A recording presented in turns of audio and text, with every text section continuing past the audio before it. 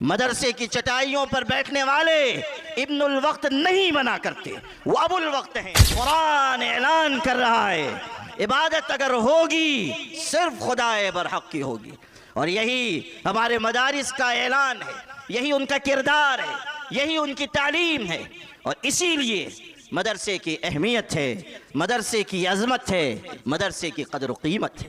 حیات لے کے چلو، کائنات لے کے چلو، چلو تو سارے زمانے کو ساتھ لے کے چلو، یہ ہے مدرسہ۔ بسم اللہ الرحمن الرحیم وبہ نستعین والصلاة والسلام علی النبی الامین محمد وآلہ وصحبہ اجمعین، اما بعد۔ قال اللہ تعالی بعد اعوذ باللہ من الشیطان الرجیم كونوا ربانيين بما كنتم تعلمون الكتاب وبما كنتم تدرسون، وقال النبي صلى الله عليه وسلم كن عالما أو متعلما أو محبا أو مستمعا ولا تكن الخامس فتهلك، او کما قال علیہ الصلاة والسلام۔ حضرات علماء کرام، مہمانان گرامی مرتبت، مدرسہ دعوت الحق کے معلمین، عزیز طلبہ و طالبات، اور تمام حاضرین مجلس اور پردہ نشین ماؤں اور بہنوں، میرے لیے یہ سعادت کا موقع ہے کہ ایک ایسی بابرکت، روحانی، نورانی اور عرفانی مجلس میں شرکت کا موقع مل رہا ہے، جہاں بڑی تعداد میں بچوں اور بچیوں نے ناظر قرآن پاک کی تکمیل کی، تکمیل حفظ قرآن پاک کی سعادت حاصل کی، اور انشاءاللہ ابھی چند خوش نصیب طلبہ مشکوٰۃ شریف کی تکمیل مہمان معظم جناب مولانا مفتی ارشد صاحب زید مجدہم کے سامنے کریں گے۔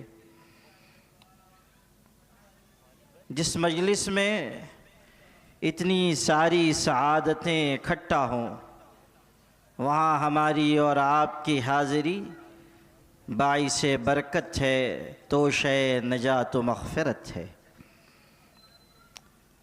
ماشاءاللہ یہاں اتنے سارے بچے ناظرہ بالتجوید مکمل کرنے والے تھے کہ جب ان کی فوج آنے لگی تو ناظم اجلاس کو خطرہ ہونے لگا کہ کہیں ایسا نہ ہو کہ یہ اسٹیج ربنا لا تحملنا ما لا طاقت لنا بہ پڑھے اور اس کے بعد سجدہ ریز ہو جائے، اس لیے انہوں نے فوراً سپاہیوں کو آواز دی کہ اس فوج ظفر موج کو ذرا روکا جائے۔ یہ اس مدرسے کی دعوت الحق کی حسن کارکردگی کی علامت ہے کہ ماشاءاللہ بڑی تعداد میں یہاں طلبہ قرآن مجید پڑھ رہے ہیں، حفظ کر رہے ہیں، اور معیاری تعلیم عالمیت کی بھی حاصل کر رہے ہیں۔ حیرت ہوتی ہے کہ ہمارے کرم فرما حافظ ساجد صاحب اشاعتی زید مجدہم خود باضابطہ عالم دین، مفتی یا اس طرح کے کسی منصب پر فائز نہیں ہیں، لیکن یہ ان کا ذوق، ان کی جستجو، ان کی طلب، ان کی تڑپ، ان کا حسن عمل اور ان کا اخلاص اور ان کی دردمندی ہے کہ انہوں نے عالمیت کی جماعتیں بھی شروع کی، اور الحمدللہ کہ ایک معیار قائم کر کے انہوں نے دکھایا۔ یقیناً اس میں اساتذہ کرام کی بڑی محنت ہے۔ معیار یوں قائم نہیں ہوا کرتا، اسے خون جگر دینا پڑتا ہے، اور تعلیمی اداروں کا امتیاز آسانی سے قائم نہیں ہوتا۔ انسان مجاہدات کی بھٹی سے گزر کر کندن کی شکل اختیار کرتا ہے۔ یہ آسان چیلنج نہیں تھا کہ معیاری حفظ قرآن کی تعلیم بھی ہو اور عالمیت کی بھی معیاری تعلیم فراہم کی جائے، لیکن اخلاص، ہمت، اولو العزمی اور آگے بڑھنے کا جذبہ انسان کے لیے ہر مشکل کو آسان اور ہر دشوار کو سہل بنا دیتا ہے۔ اولو الازمان دانشمند جب کرنے پہ آتے ہیں، سمندر پاٹتے ہیں، کوہ سے دریا بہاتے ہیں۔ جب ہمت ہو، ارادہ ہو، کچھ کرنے اور کر گزرنے کا حوصلہ ہو، تو انسان منزلوں پہ منزلیں طے کرتا جاتا ہے، اور ہر منزل کے بعد ہاتف غیبی کی صدا اس کے کان میں آتی ہے، ستاروں سے آگے جہاں اور بھی ہیں، ابھی عشق کے امتحان اور بھی ہیں۔ ریاض خیر آبادی ایک بڑے شاعر گزرے ہیں، اور ان کی خصوصیت یہ تھی کہ زندگی بھر انہوں نے کبھی شراب کا ایک قطرہ نہیں چکھا۔ نجی زندگی میں اچھے آدمی تھے، نیک آدمی تھے، نمازی آدمی تھے، لیکن شعر سب ایسے کہتے تھے جس میں شراب کا تذکرہ، جس میں میخانے کا ذکر، جس میں جام و سبو اور ساغر و جام کا تذکرہ۔ اب آپ بھی سوچیں گے کہ یہ سبو اور جام اور ساغر کیا ہے؟ اصل میں اس کے معلومات کے لیے آپ کو کسی پیکڑ سے رابطہ کرنا پڑے گا، وہی بتا پائے گا۔ کسی کا شعر ہے، سبو اپنا ہے، جام اپنا ہے، ساغر اپنا ہے، سبو اپنا ہے، جام اپنا ہے، ساغر اپنا ہے، پھر بھی نہ پینے کو ملے تو مقدر اپنا ہے۔ اصل میں جو بات سنانی تھی وہ یہ کہ ہمت اور عزم پر ریاض خیر آبادی نے ایک شعر کہا ہے، اور وہ خوبصورت شعر ہے۔ کہتے ہیں، جہاں ہم خشت خم رکھ دیں، شعر سنیے اور سمجھیے کہ کیا کہا۔ جہاں ہم خشت خم رکھ دیں، وہیں بنائے کعبہ پڑتی ہے، جہاں ساغر پٹخ دیں وہیں چشمہ زمزم نکلتا ہے، جہاں ساغر پٹخ دیں وہیں چشمہ زمزم نکلتا ہے۔ انسان جب ہمت کرتا ہے، ارادہ کرتا ہے، حوصلے کے ساتھ آگے بڑھتا ہے، بہت دور تک جاتا ہے۔ اور اس حقیقت کو بھی ذہن میں رکھیے، خاص طریقے پر ہمارے عزیز طلباء، کہ امتیاز کی، تفوق کی، اختصاص کی کوئی آخری حد نہیں ہے۔ آپ بڑھیں اور بڑھتے چلے جائیں، آپ نشان منزل کو دیکھ کر منزل کی طرف اپنے قدم بڑھائیں۔ بیٹھ جانا نہ کہیں راہ طلب میں تھک کر، آبلے پاؤں میں پڑ جائیں تو خندہ ہونا۔ ہمارے استاذ تھے حضرت مولانا قاضی عبدالاحد اظہری صاحب رحمۃ اللہ علیہ، میں ان کا حقیر شاگرد ہوں۔ وہ جامعہ ازہر مصر پڑھنے گئے تھے، حالات بڑی سختی کے، تنگ دستی کے، غربت کے۔ وہاں سے اپنے والد کو پریشانیوں بھرا خط لکھا۔ ان کے والد عالم نہیں تھے، ماسٹر تھے اور شاعر تھے۔ اپنے صاحبزادے کو تسلی آمیز خط لکھا، اس میں یہ شعر لکھا کہ بیٹھ جانا نہ کہیں راہ طلب میں تھک کر، آبلے پاؤں میں پڑ جائیں تو خندہ ہونا۔ مجھے خوب یاد ہے ہمارے حضرت قاضی صاحب اخیر عمر میں کئی سال بیمار رہے، اور مختلف عوارض کا شکار رہے۔ میرے اعزاز میں مہد ملت میں ایک اجلاس ہوا تھا، جب میں مسلم پرسنل لا بورڈ کا رکن بنایا گیا یا سیکریٹری بنایا گیا، ہمارے اساتذہ کرام نے عزت افزائی فرمائی۔ اس مجلس کی صدارت حضرت قاضی صاحب نے فرمائی تھی، اور میں نے اپنی تقریر میں یہ شعر پڑھا: بیٹھ جانا نہ کہیں راہ طلب میں تھک کر، آبلے پاؤں میں پڑ جائیں تو خندہ ہونا۔ اور اس پس منظر کے ساتھ پڑھا کہ میں نے اپنے استاد سے یہ شعر سنا تھا۔ نہ جانے کون سی یادیں اس وقت حضرت قاضی صاحب کے ذہن میں تازہ ہوئیں کہ وہ زار و قطار رو دیے، آنکھ سے آنسو بہہ پڑے۔ وہ زمانہ، وہ کٹھنائیاں، وہ مشکلات، وہ دشواریاں ان کے ذہن میں تازہ ہوئیں۔ میرے عزیزو، انسان اگر کسی مقام تک پہنچتا ہے، محنت کے بعد پہنچتا ہے۔ سنت الہی یہی ہے، جو محنت کرے گا، مشقت جھیلے گا، جانفشانی کے مرحلے سے گزرے گا، کامیابیاں اسی کے قدم چومیں گی۔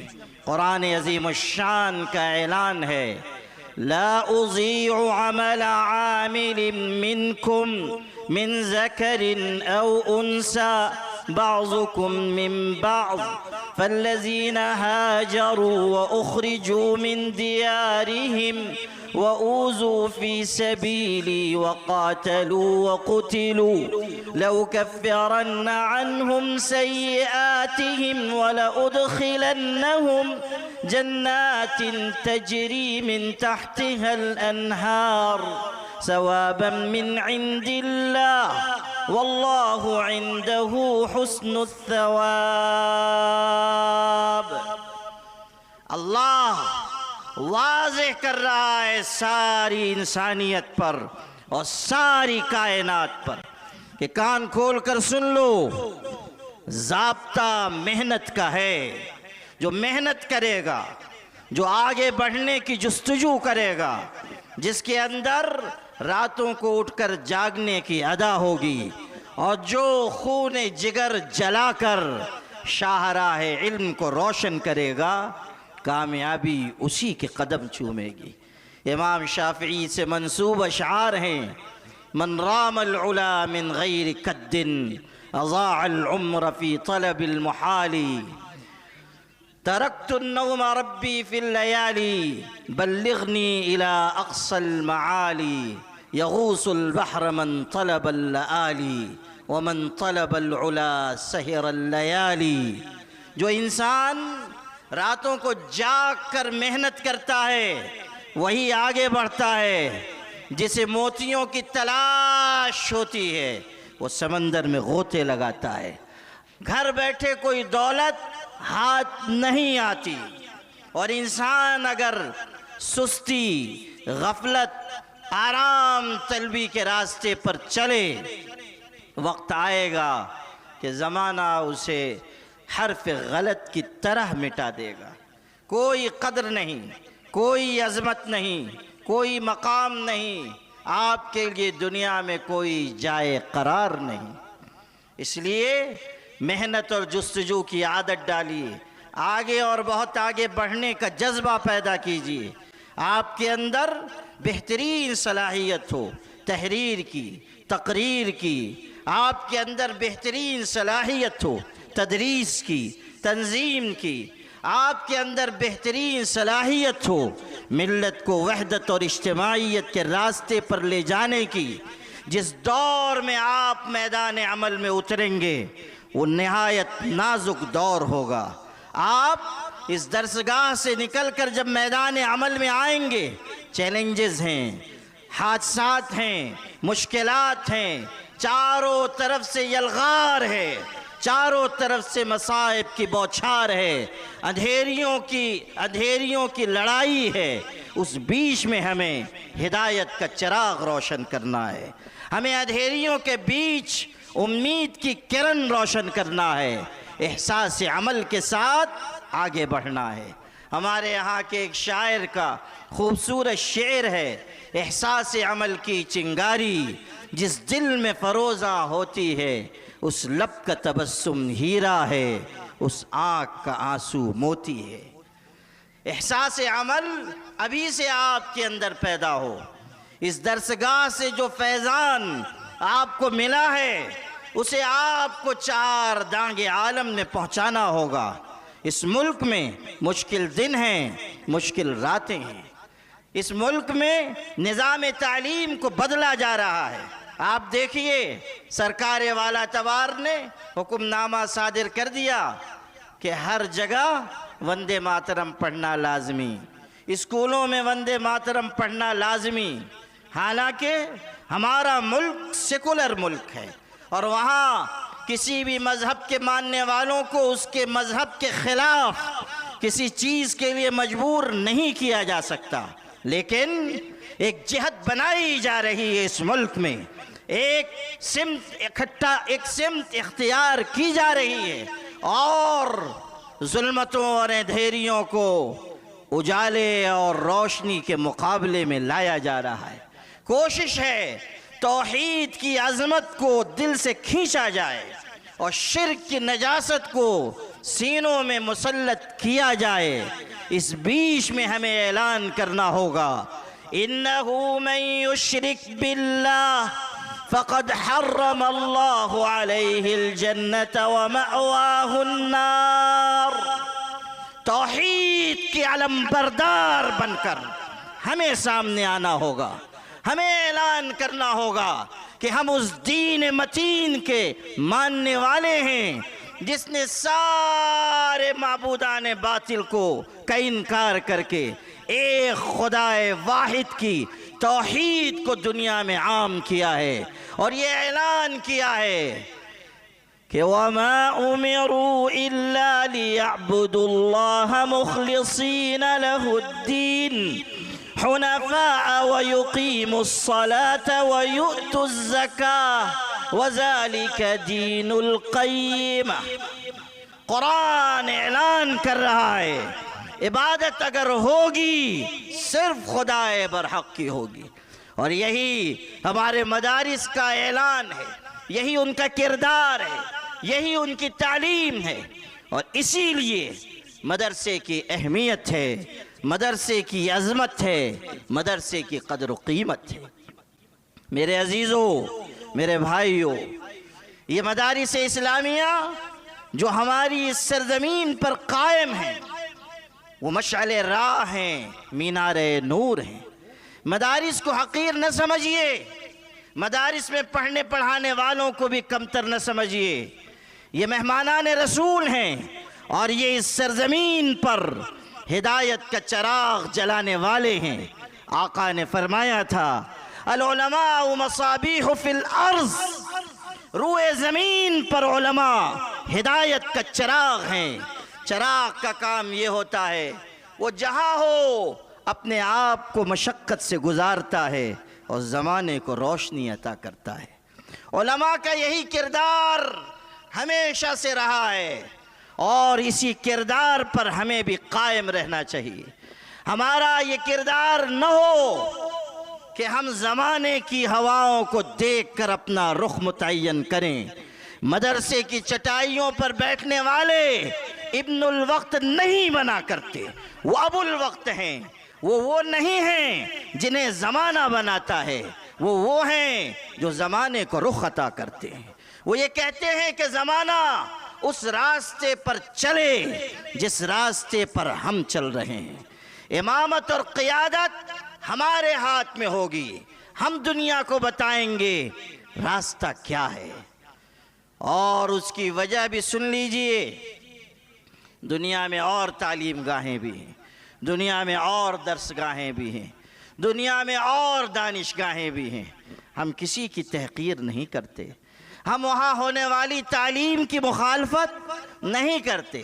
ہماری مخالفت صرف اس تعلیم کے تناظر میں ہے جو اللہ سے دور کرے، جو انسانیت سے دور کرے، جو اخلاق حسنہ سے دور کرے۔ ہم اقبال کی زبان میں یہ کہتے ہیں اللہ سے کرے دور وہ تعلیم بھی فتنہ، املاک بھی، اولاد بھی، جاگیر بھی فتنہ، ناحق کے لیے اٹھے تو شمشیر بھی فتنہ۔ شمشیر ہی کیا نعرے تکبیر بھی فتنہ۔ ہمارا یہ اعلان ہے کہ تعلیم وہ ہو جو پاک پروردگار کے نام کے ساتھ ہو۔ اقرأ بسم ربک الذی خلق خلق الانسان من علق اقرأ وربک الاکرم الذی علم بالقلم علم الانسان ما لم يعلم۔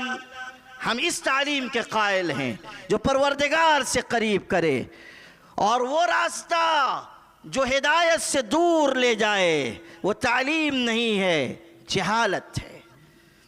یاد رکھیے گا جو تعلیم گاہیں ہیں وہ اپنی جگہ بالکل ٹھیک، لیکن یاد رکھیے وہ تعلیم گاہیں سامان بنا رہی ہیں، وہ تعلیم گاہیں سائنس کے میدان میں نقش قدم چھوڑ رہی ہیں۔ دنیا میں واحد تعلیم گاہ مدرسہ ہے جو سامان نہیں انسان بناتا ہے۔ سائنس اچھے سامان بنا سکتی ہے، اچھے انسان نہیں بنا سکتی۔ اچھے انسان اگر بنیں گے اسی درسگاہ میں بنیں گے۔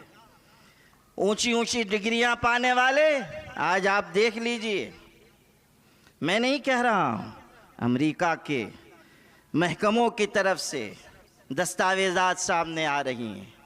ایک یہودی شخص جیفری ایپسٹین نام کا، اس کے تہلکہ خیز انکشافات سامنے آئے، اور ایسے ویسے نہیں، ملکوں پر اس کا اثر ہو رہا ہے۔ 60 ملکوں میں لوگوں نے، بڑے بڑے منصبداروں نے استعفیٰ دے دیا کہ ہمارا نام اس میں آ گیا ہے، ہم بدنام ہو گئے، ہمارا راز کھل گیا۔ کون لوگ ہیں؟ ان ای میلز کے ذریعے، ان انکشافات کے ذریعے معلوم ہو رہا ہے کہ ایک شیطانی جزیرے پر جانے والے بڑے بڑے سائنسداں، بڑے بڑے علم والے، ڈگریوں والے، بڑے بڑے منصب والے، دنیا کو اپنے اشاروں پہ نچانے والے، وہ اس شیطانی جزیرے پہ جا رہے تھے اور عیاشیاں کر رہے تھے، بدکاریاں کر رہے تھے، نابالغ لڑکوں لڑکیوں کے ساتھ زیادتی کر کے ان کو مار ڈال رہے تھے، ان کا کچا گوشت کھا رہے تھے۔ یہ سب انکشافات دنیا کے سامنے آ چکے۔ یہ کون لوگ ہیں؟ یہ وہی ہیں جو کل تک یہ کہتے تھے کہ اسلام وحشیت اور درندگی سکھاتا ہے۔ یہ وہی ہیں جو کہتے تھے کہ اسلام کم عمری کی شادی کی اجازت دیتا ہے اور اس طرح لڑکیوں پر ظلم کرتا ہے۔ تمہیں کیا منہ ہے کہ تم اسلام کی صاف شفاف تعلیم کے اوپر کوئی سوالیہ نشان لگاؤ؟ تم نے تو انسانیت حیوانیت کو بھی پیچھے چھوڑ دیا۔ تم نے تو ایسی گری ہوئی حرکتیں کی کہ دنیا میں منہ دکھانے کے لائق نہ رہ گئے۔ یہ چیز بتا رہی ہے کہ ڈگریاں انسان کو انسان نہیں بناتی۔ تعلیم گاہیں، بڑی بڑی تعلیم گاہیں انسان کو انسان نہیں بناتی۔ انسان بنے گا تو ایمان کے ذریعے بنے گا، خوف خدا کے ذریعے بنے گا، خشیت الہی کے سانچے میں ڈھل کر بنے گا۔ یہ بات ساری دنیا میں واضح رہے کہ انسانیت کی کارگاہ اگر کوئی ہے، مدرسہ ہے۔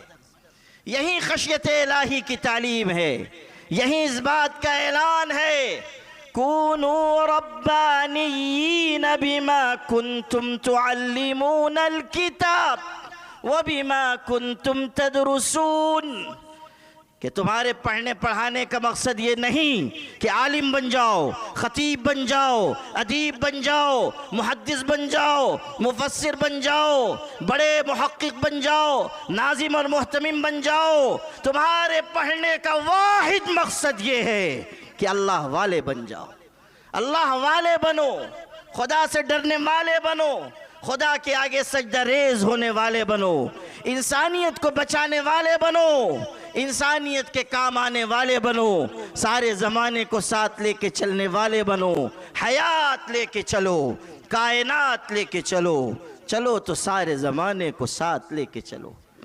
یہ ہے مدرسہ۔ یہ جو ہمارے عام مسلمان بھائی آئے ہیں، یہ یہاں سے یہ پیغام لے کر جائیں کہ مدارس کی کثرت کی وجہ سے آپ مدارس کے سلسلے میں کسی تحقیر کا شکار نہ ہو جائیے۔ یہ میرا شہر ہے، میں اپنے شہر کے لوگوں کو اچھی طرح جانتا ہوں، اور مجھے فخر ہے کہ اللہ نے ہمارے شہر کو ایک زندہ شہر بنایا۔ یہاں اہل خیر ہیں، مدارس کی خدمت کرنے والے ہیں، رات کے اندھیروں میں مدرسوں کی کفالت کرنے والے ہیں۔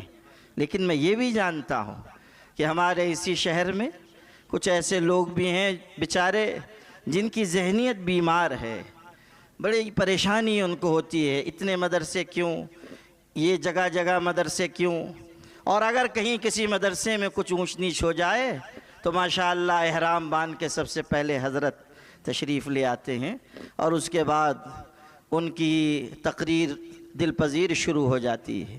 مدرسہ ایسا، مولوی ایسے۔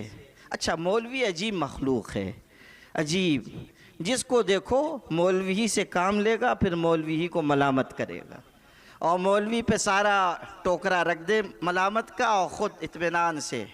کچھ ایسے بھی ہوتے ہیں کہ ان کو اس کی عادت ہو جاتی ہے کہ ہر کام میں ٹانگ اڑائیں، کہیں اچھا کام ہو رہا ہے ان کی ٹانگ خود بخود بڑھ جاتی ہے، ذرا لمبی ٹانگ۔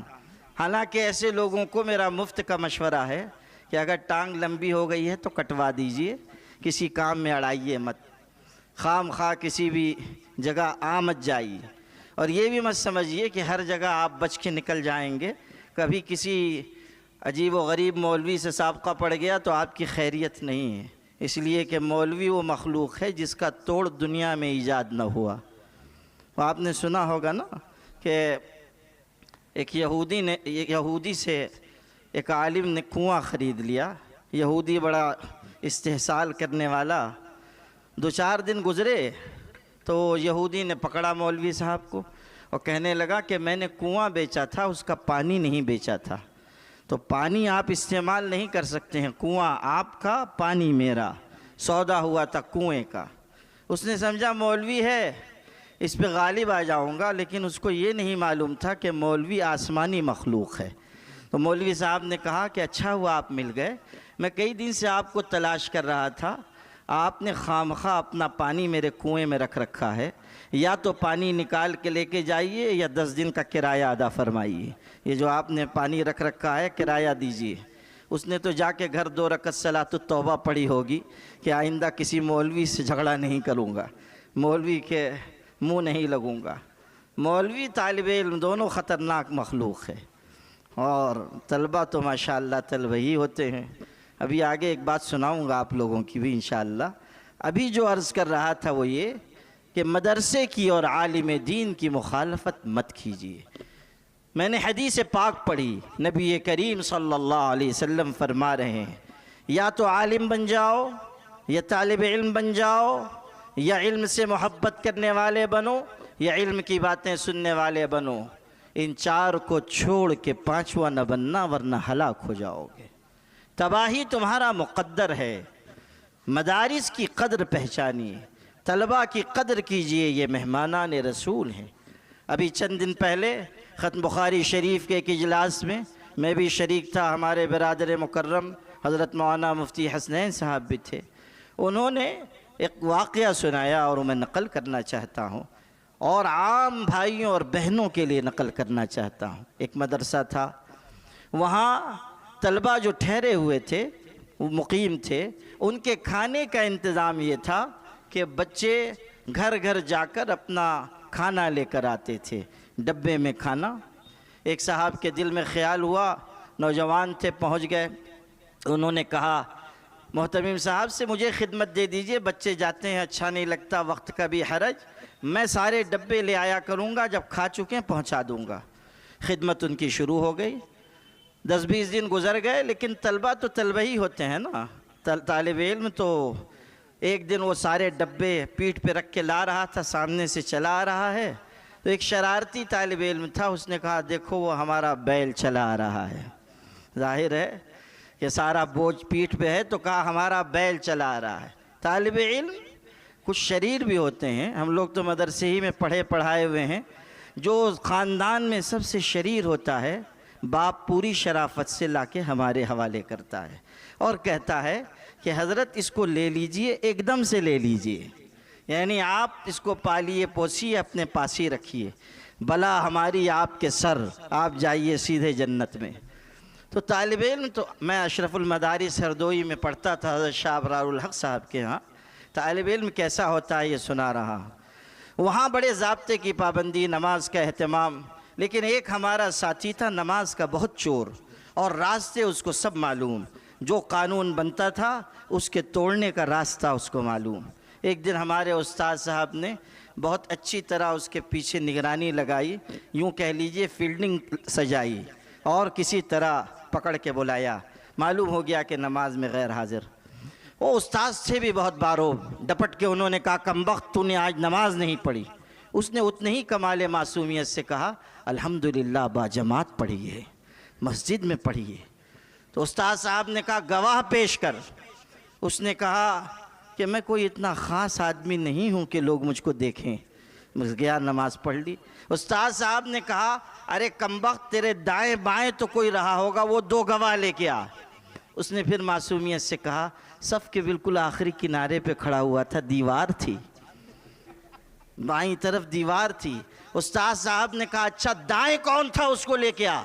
اس نے پھر معصومیت سے کہا دائیں شکیل نابینا کھڑا ہوا تھا، ہمارا ایک ساتھی تھا، آنکھوں سے معذور تھا۔ کہا شکیل نابینا۔ اب دیکھیے داستان مکمل، ادھر شکیل نابینا، ادھر دیوار، کون گواہی پیش کرے گا؟ تو طالب علم جو ہے بڑا راستہ نکالتا ہے، اور شریر طلبہ بھی ہوتے ہیں۔ تو وہ جو طالب علم تھا ذرا شریر، اس نے کہا دیکھو ہمارا بیل چلا آ رہا ہے۔ اس آدمی نے بھی سن لیا، اس کو بڑی تکلیف ہوئی کہ میں ان کا کام بھی کرتا ہوں، کمبخت یہ مجھ کو بیل بھی کہتے ہیں۔ انہوں نے جا کے محتمم صاحب سے شکایت کی اور کہا آج سے میں یہ کام نہیں کروں گا، بس بہت ہو گیا، ناراض ہو کے چلا گیا۔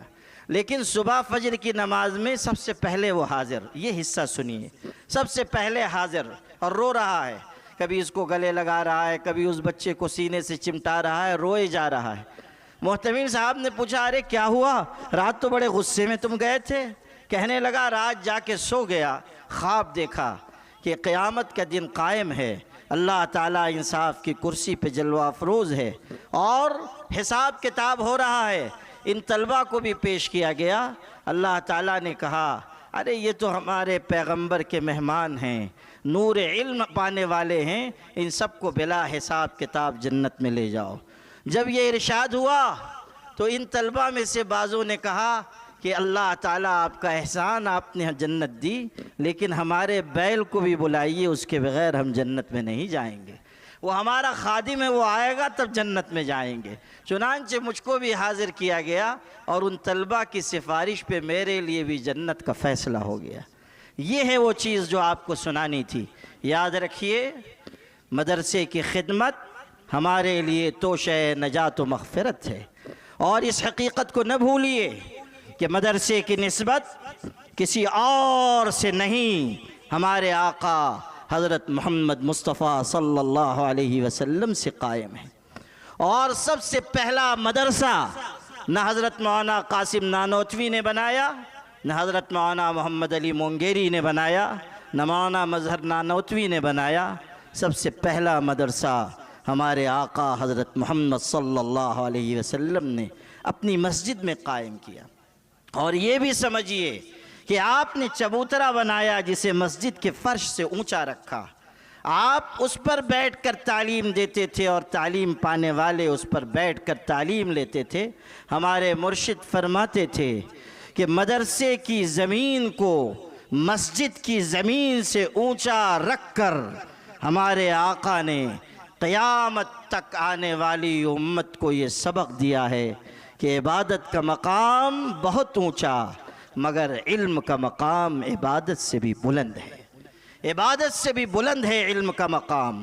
العلم امام العمل، علم عمل کا امام ہے، اور اس امام کے بغیر عمل کی کوئی قدر و منزلت نہیں ہے۔ اس لیے علم کی دنیا میں آگے بڑھیے، دینی تعلیم گاہوں کو آگے بڑھائیے، اور اپنے بچوں بچیوں کو دین کا علم سکھائیے۔ یاد رکھیے جہاں بارش نہیں ہوتی وہاں کی فصلیں تباہ ہو جاتی ہیں، اور جہاں دین کی تعلیم نہیں ہوتی وہاں کی نسلیں برباد ہو جاتی ہیں۔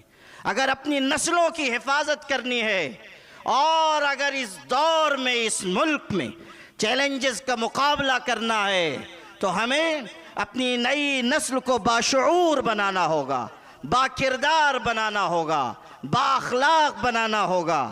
یاد رکھیے، دنیا یہ کہتی ہے، فرقہ پرست لوگ یہ کہتے ہیں کہ اسلام تلوار کی زور سے دنیا میں پھیلا ہے۔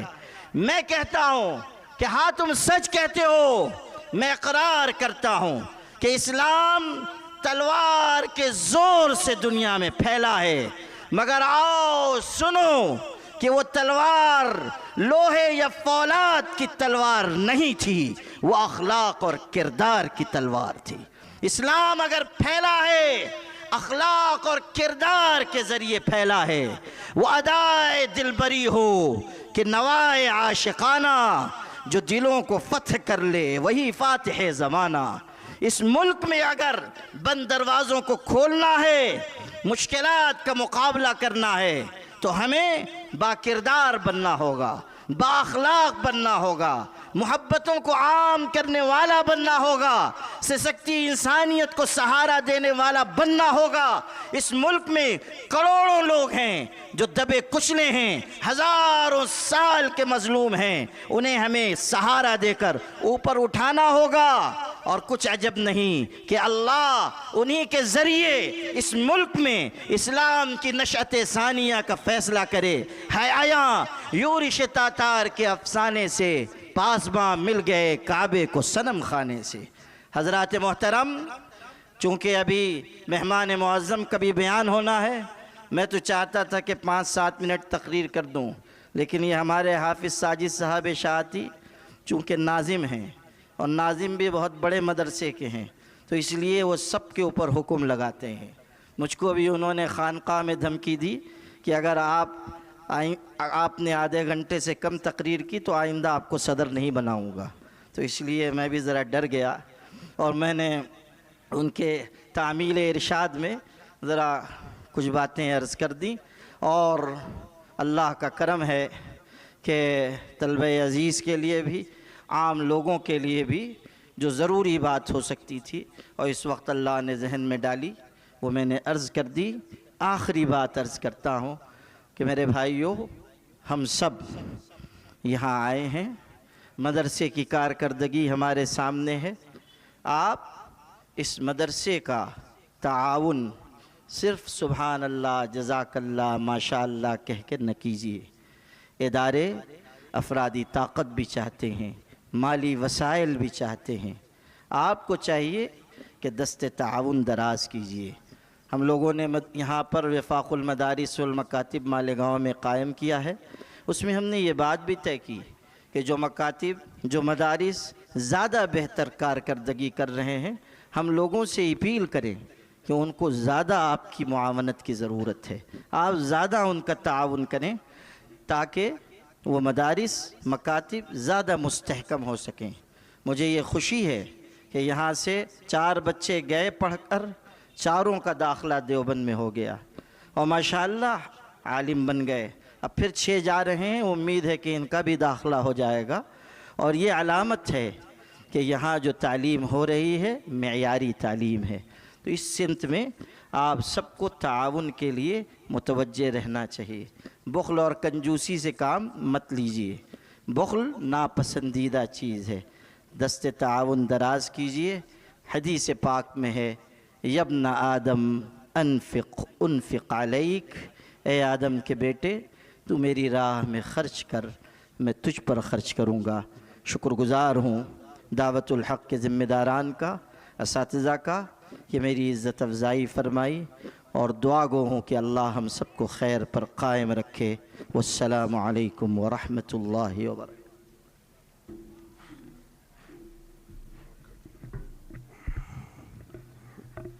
جزاکم اللہ خیرہ۔